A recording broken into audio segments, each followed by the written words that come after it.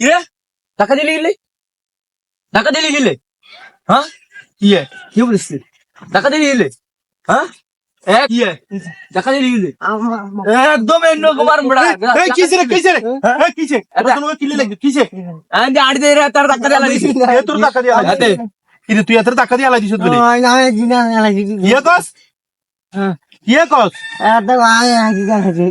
কি আই গেছি আইছি কিসে কি কস আবার তোর একদম পিড়ে না মুভি কথা কই না খারাপ